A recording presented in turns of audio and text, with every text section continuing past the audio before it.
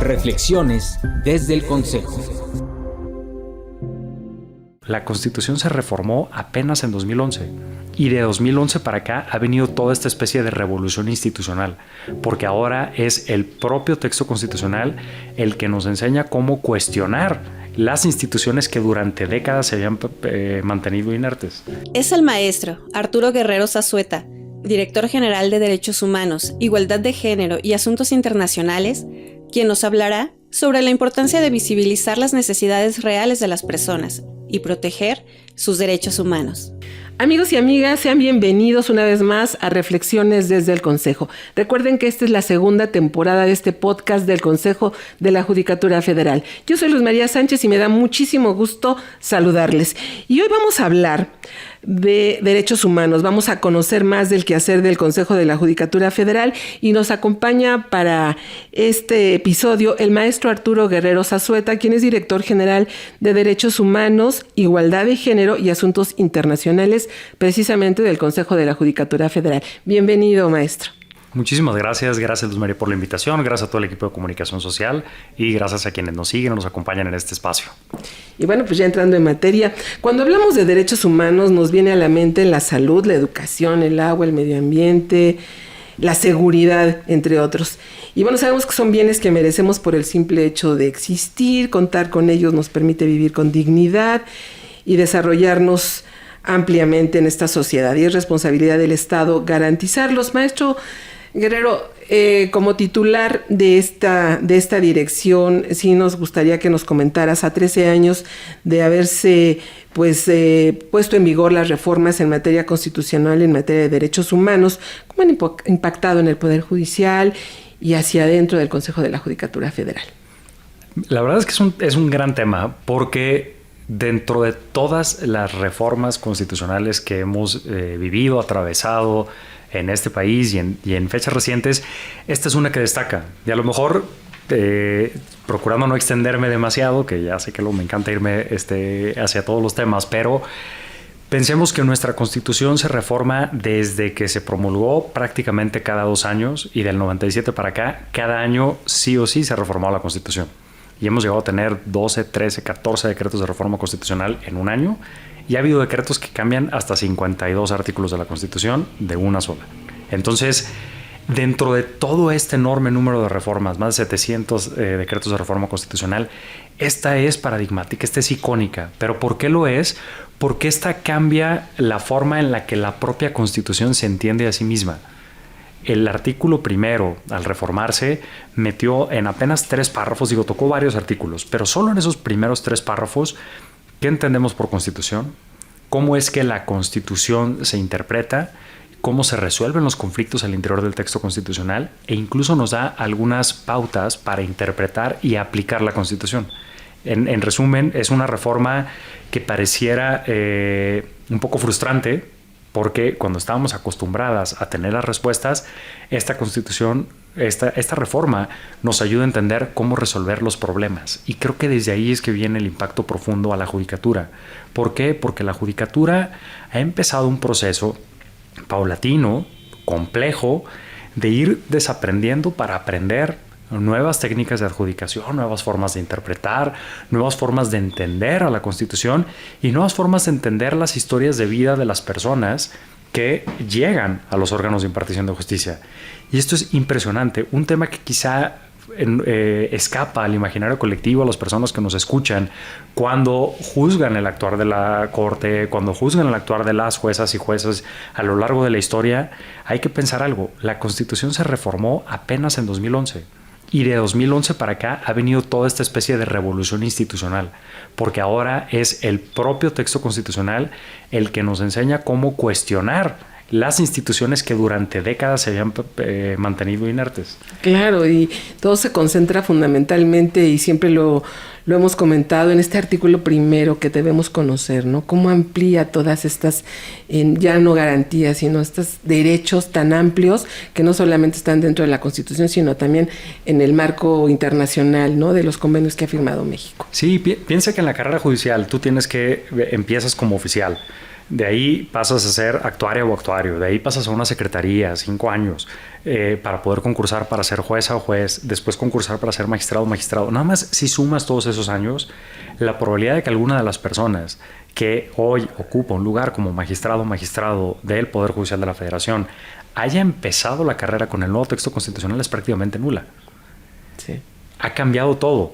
Entonces, este cambio poco a poco ha ido permeando no solo en cursos que antes eran aislados, sino que ha empezado a incorporarse a los procesos clave de formación del Poder Judicial, como son los cursos básicos de formación de personas actuarias y secretarias, en los concursos. O sea, no solo está en, sí, tomé la capacitación de Derecho Humano. No. Tiene que ser parte central, tiene que ser la columna vertebral de la formación, junto con todos los demás temas técnicos de redacción de sentencia, de análisis probatorio, etcétera.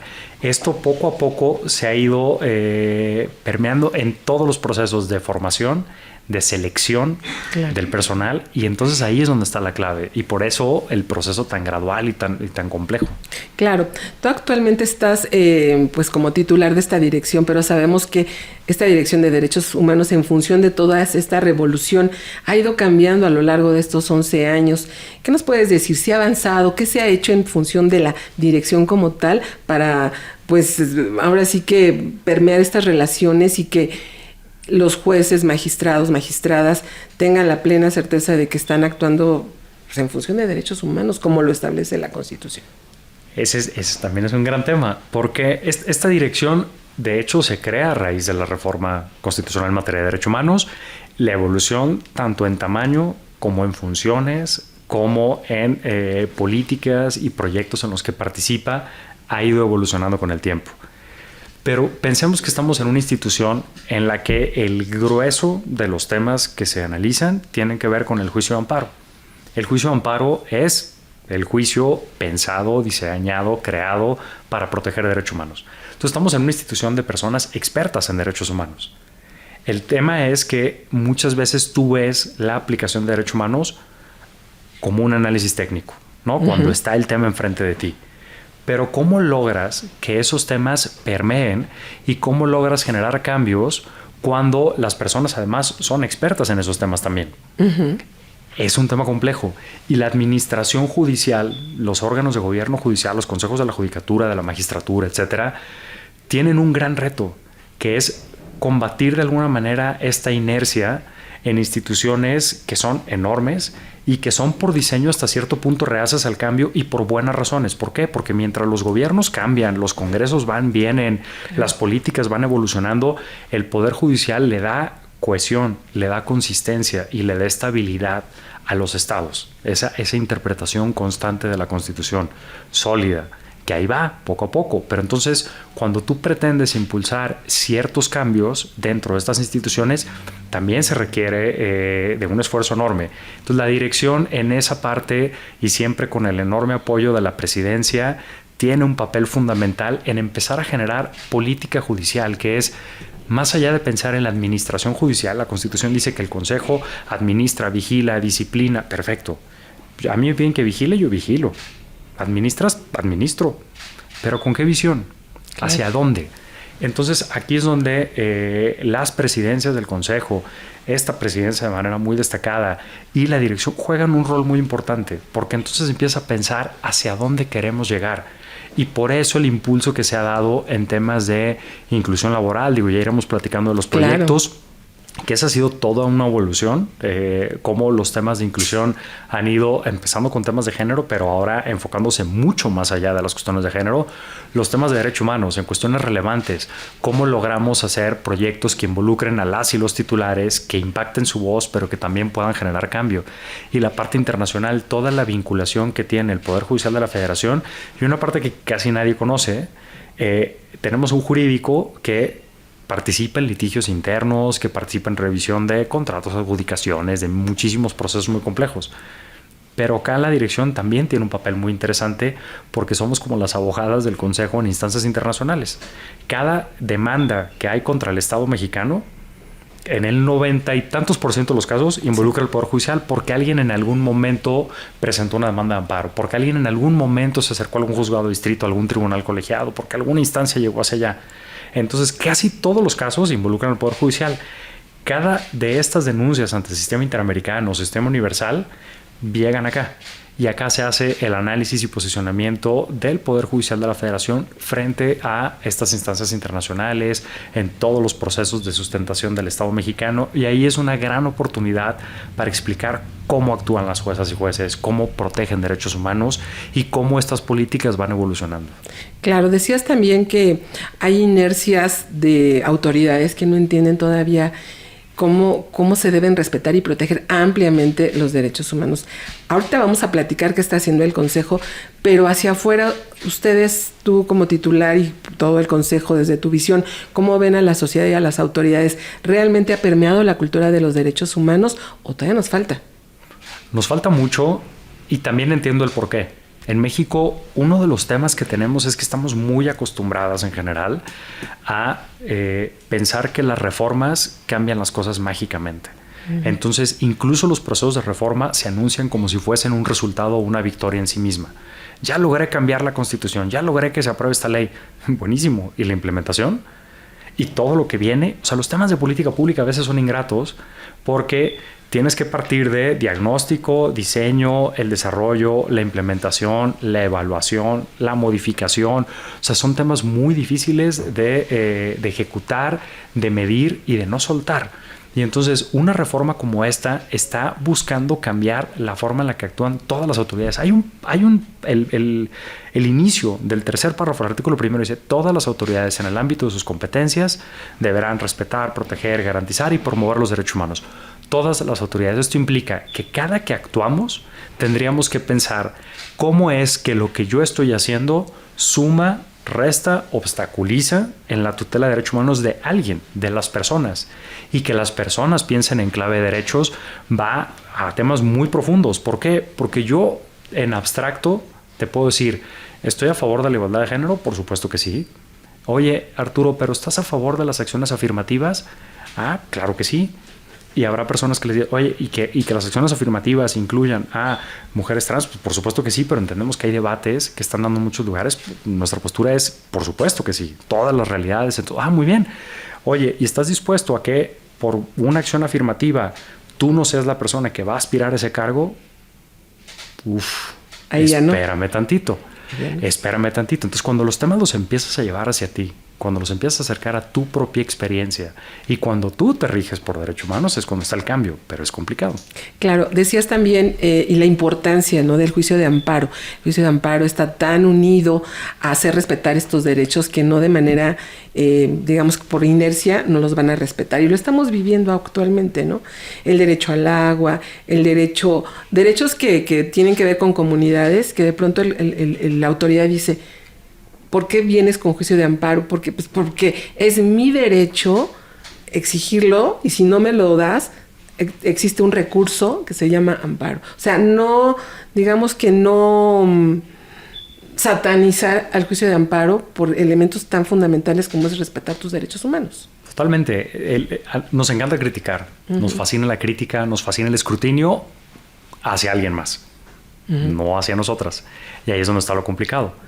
Lo complicado es que esta reforma en derechos humanos, todas las tendencias recientes, toda la forma en la que los sistemas internacionales se han ido articulando con los sistemas nacionales, implica someternos a más escrutinio, a mayor revisión, a mayor rendición de cuentas. Y eso es complejo. ¿Por qué? Porque entonces todo lo que haces abrirá espacio para debate, para análisis, para crítica. Y el problema también es cómo nos relacionamos con eso, cómo nos relacionamos con el escrutinio, con la rendición de cuentas. Cuando nos cerramos a eso, estamos perdiendo una oportunidad valiosísima de que aquello que queremos impulsar realmente mejore y realmente impacte, porque mientras más te abres, más voces sumas, mejores resultados vas a obtener. Eso es lo que le ha costado, me parece, a muchas autoridades responsables al momento de interactuar en los juicios de amparo. Sienten ese escrutinio como si fuese un obstáculo, cuando al final del día la tutela de derechos humanos no le resta a nadie. Suma, siempre suma. Claro, porque abre espacios, ¿no? Totalmente. A grupos vulnerables que nunca han sido visibilizados. Gracias a estos recursos se abren cosas que la sociedad requería pero no sabía cómo, ¿no? Sí, una cosa que yo siempre pienso y que es un tema que creo que como autoridades es interesante es... tú puedes pensar que la crítica es infundada, mala leche, sesgada, lo que sea. ¿Tiene un punto o no tiene un punto? Y si tiene un punto, hazte cargo. Entonces, el juicio de amparo, ¿de qué se encarga?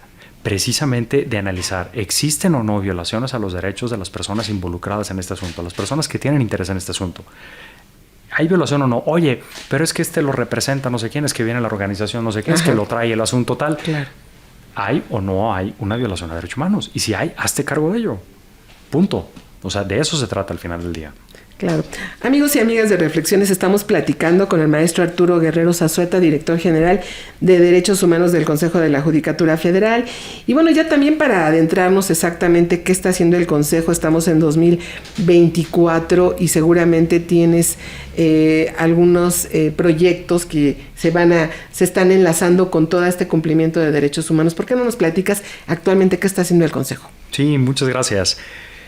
Al inicio de la actual administración de la ministra presidenta Norma Piña Hernández, fue muy interesante el aprovechar esta oportunidad histórica para tratar de plantear los temas desde el inicio. Y a lo mejor suena medio raro lo que estoy diciendo, pero las instituciones son mucho más grandes que las personas y las instituciones llevan un trayecto y un camino y ahí van.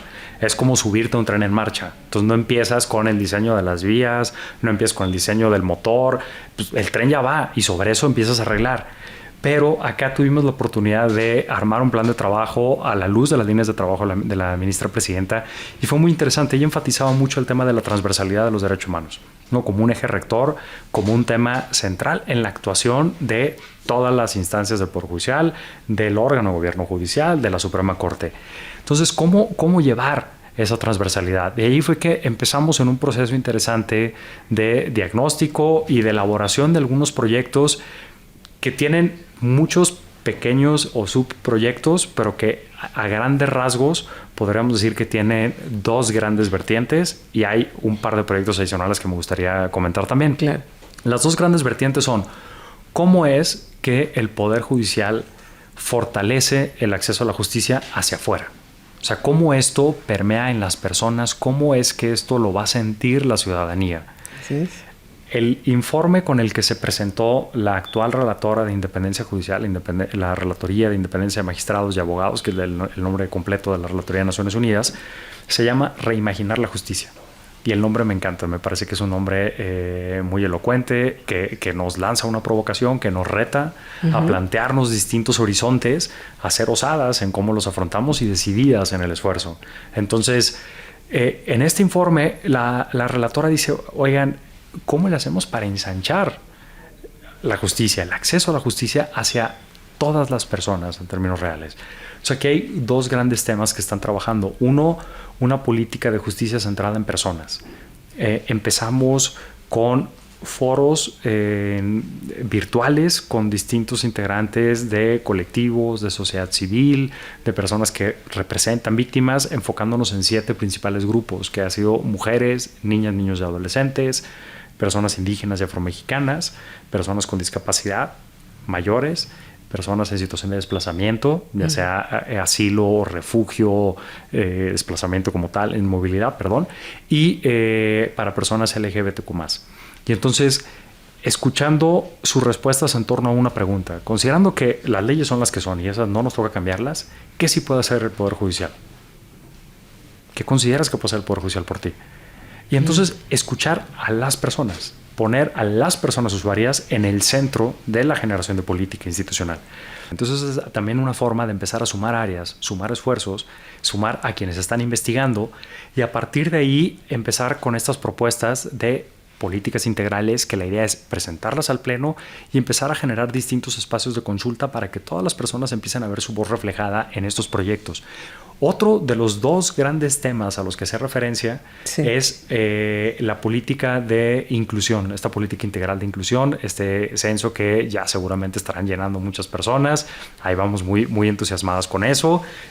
Todo este bombardeo de información, de comunicación que han recibido y la respuesta entusiasta que hemos tenido también al respecto, la irán viendo reflejada. ¿Por qué? Porque la idea era contar también con un espacio para consultar a las propias personas respecto a cómo estamos integradas en el Poder Judicial, qué necesidades tenemos, pensando en igual personas indígenas y afromexicanas al interior de la institución, personas LGBTQ+, personas con discapacidad y personas que cuidan o que requieren cuidados.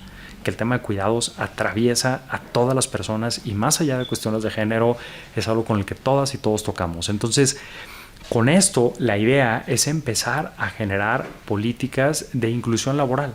Habrá que ver qué tantas políticas, hasta dónde podemos llegar, habrá que ver cómo logramos alianzas estratégicas para aquellos proyectos que pudieran requerir recursos, habrá que ver por dónde, pero de entrada tener la información, tener los diagnósticos, y esto como un complemento de lo que se ha estado haciendo en temas de género, que es en temas de género se había centrado mucho el tema en acciones afirmativas, que lleguen mujeres, perfecto, que lleguen mujeres.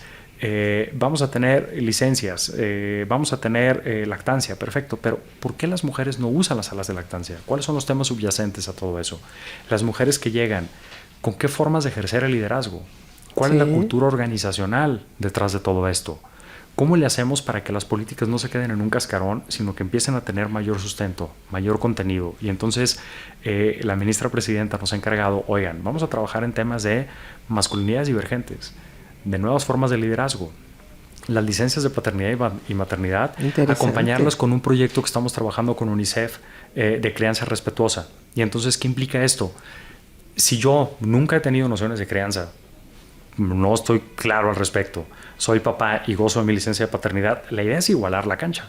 La idea no es que yo me vuelva además un cargo adicional para mi pareja, que además de hacerse cargo del bebé, ahora se va a hacer cargo de mí.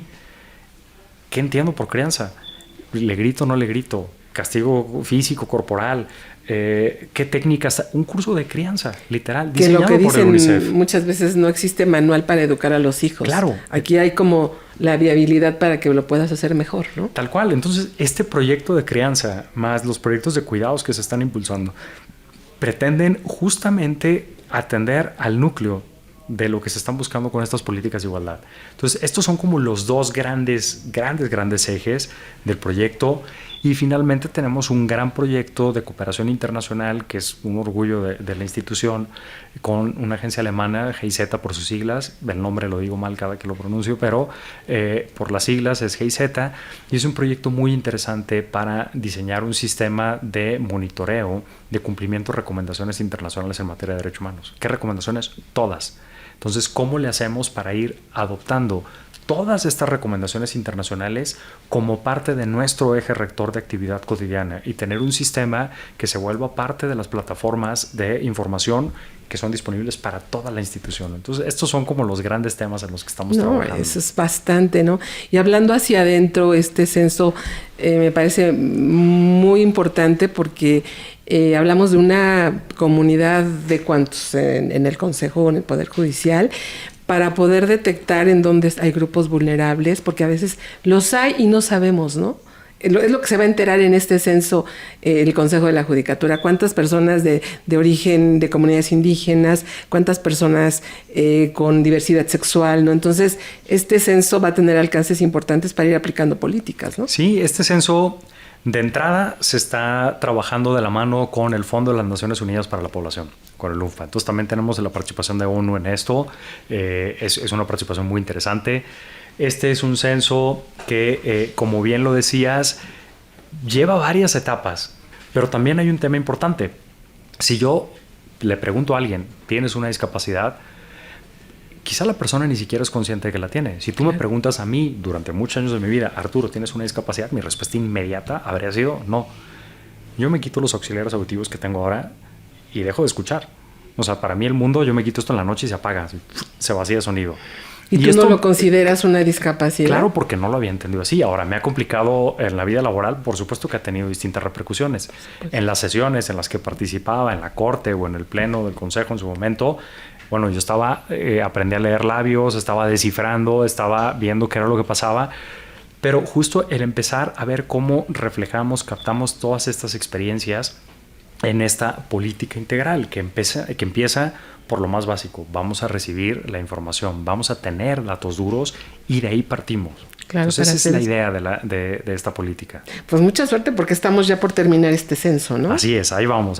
Estamos por terminar esta primera etapa del censo y después de esto viene una parte cualitativa en abono a la cuantitativa, donde habrá entrevistas semiestructuradas, donde habrá otro tipo de ejercicios de recopilación de información, y con todo esto se empezará a trabajar lo que se va a proponer al Pleno para ir viendo la viabilidad de las propuestas, para ver las medidas, para ver la gradualidad.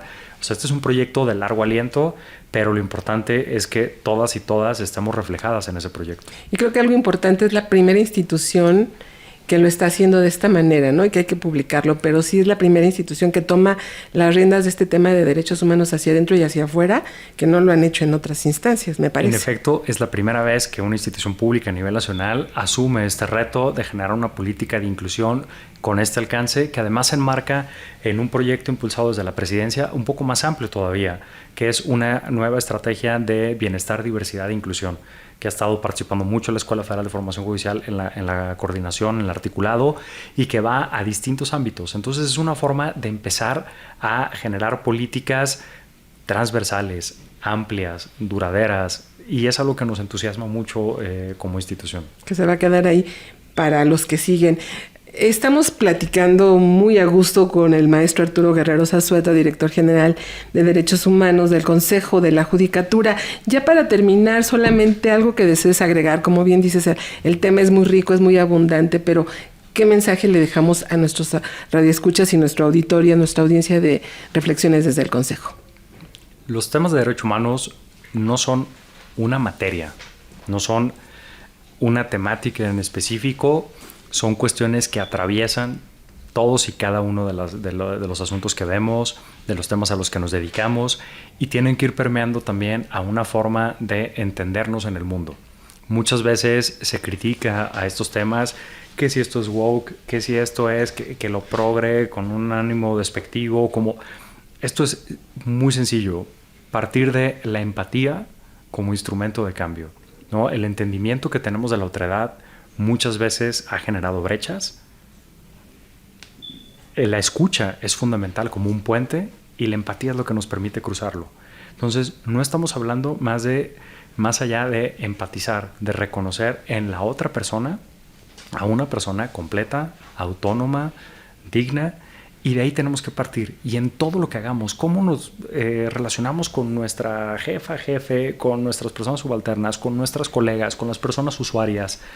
De eso se trata al final del día. Más allá de todo, yo les podría decir, partamos de tener empatía con las personas, y de eso se trata, de recuperar esa humanidad en nuestra actuación cotidiana.